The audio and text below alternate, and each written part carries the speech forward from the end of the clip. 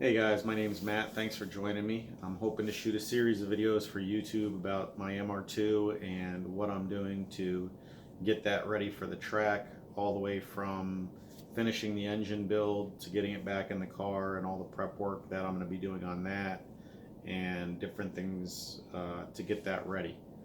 Where I wanted to kind of start these video series are what my eventual goal is for the car and what I hope I can do through these videos, and with feedback from you guys what you want to see, and maybe help you guys with if you're stuck in a spot for inspiration or have a question about how to do something, just sharing some knowledge, or maybe even just putting out there and giving you something to do during the winter when there's no car stuff to do. But either way, so to film this, I'm going to be using a couple different things. I have a cell phone that I'll use if I'm doing just a lot of talking, because it's easier to just talk and show quick things with the cell phone. I know it's not the best quality for clarity. So for that, I also will be using a couple different GoPros that I have from different angles to show the work that I'm actually doing. And then I have a really good DSLR camera that if I need close-up stuff or really clear video, like for wiring or anything like that, that I can show some good close-ups and shoot video with, so it'll be a lot more detailed to actually follow along. I'm trying to do this under the best lighting conditions I can. When I'm doing the work, I'll kind of check the video to make sure it's in focus and well lit enough that you can see, because I don't like posting videos where all of a sudden halfway through you can't see anything. And I'm most likely, unless my wife comes down, there's not going to be any background noise or music or anything like that. I hate when you're watching videos and all of a sudden they start blasting music and it's like you can't hear what anybody's saying or doing or whatever. It's like, if I'm watching a video and the guy's struggling with something, I want to hear him swearing. I want to hear him having a hard time, so that when I get to that and I'm going through that, it's like, oh, okay, yeah, it's not just me, it's everybody that's having this problem. If you're trying to do the hose from hell inside the car and you're fighting with it for 5 hours, you want to know, yeah, so does everybody else. It's a hard job to do in the car. And I feel like that kind of helps with the tension of working on your own car, because as fun as it is, it can be kind of a downer if you hit a hard spot on doing it. And that's really why I wanted to shoot these. I shoot a lot of videos, I post a lot of stuff on Facebook. I've never really been a big fan of YouTube, because I hate when you find a good video series and the video is muted because the guy had a song playing in the background and someone flagged it. So I really have never gotten onto posting on YouTube because of that reason. I do like the fact that the video doesn't get buried in 30 seconds when 400 for sale posts pop up on Facebook, and that's really why I'm doing this.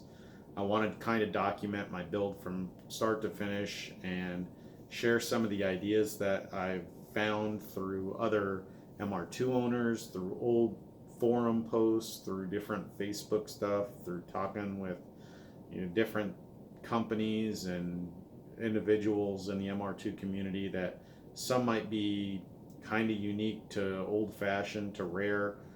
Some of the ideas that I've had and I've posted have gotten some interest in the fact that not many people really do them. This is the perfect example with the oil cooler delete. Most people usually don't do that. I deleted a lot of the coolant lines, just different things like that, so you can see in those videos that I did upload to Facebook. I'll also put on this channel so you can see. I'm not going to reshoot the whole video, because a lot of it was explaining the process behind it, the reasoning behind it, and I really don't want to have to redisassemble everything to show how I did that, to just put it back on the motor, especially since the gaskets have already been crushed. So with that being said, I will give shout outs to different companies that I buy parts for. I will give shout outs to individuals that have helped me with information or steering me in the right direction. This car is not sponsored. I work for everything on this. The only thing that was given to me on this car was the car itself. Shout out to Prime Driven for that. But other than that, it's all paid for. So if you see me referencing a lot of the same companies over and over and over, it's not that they're giving me parts, it's not that they're doing anything for me.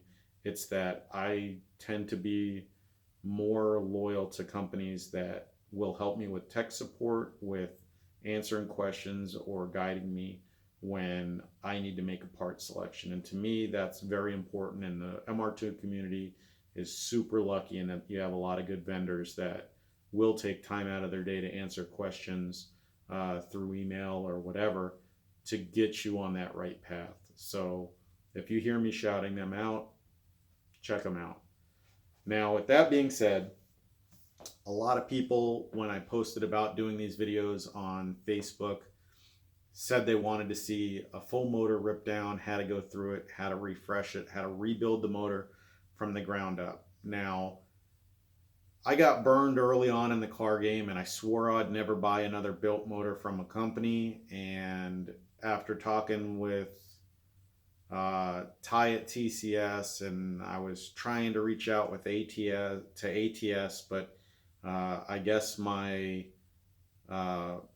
mailbox did not like their web address, so I was getting a lot of issues where I was having a hard time communicating with them, and I really didn't want to have to conduct business through Facebook Messenger with them. So I worked out the details, and TCS built this motor. I got it as a complete build. It's a 2.3 with a built head. So with them doing all the work, I wanted to just get a fully completed, timed, ready to go long block from them, just so that I didn't have to mess with any of the engine. Not that I couldn't, I just didn't want to waste a lot of time doing that. I was actually hoping to have this motor in the car before Bear Mountain this year, but due to a machining issue with the machine shop where they were changing locations for on TCS's end, that wasn't possible. So now this is going to become a winter build, and I decided to do a lot more, a lot quicker to the engine than I wanted to. So with that being said, if I have the opportunity to get my hands on a 3S GTE that needs to be gone through, I'll definitely film that and put it up. I had started filming some of that when I redid my friend Brandon's MR2. That's actually what got me into them. And the theory is I was gonna Gen 3 swap his car and take his Gen 2 and then just buy a shell and put the Gen 2 in it.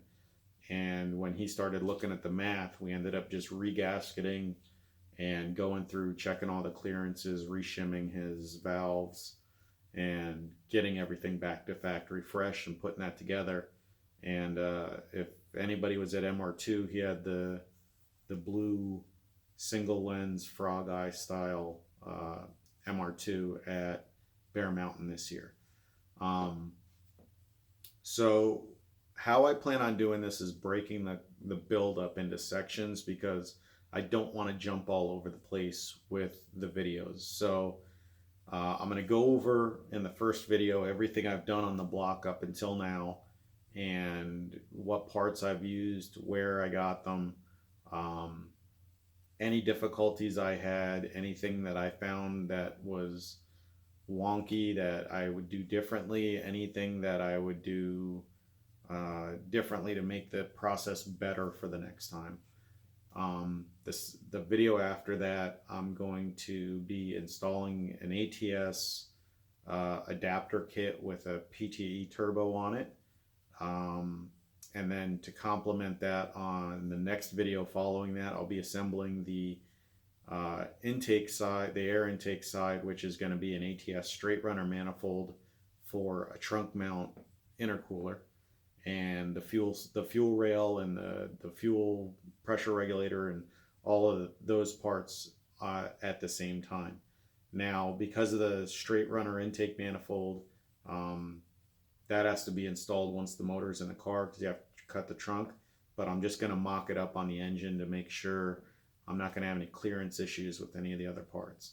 And then going forward with that stream of thought, I'll be doing finishing the block prep work of putting the alternator on and getting, any other brackets or anything like that installed that I need to.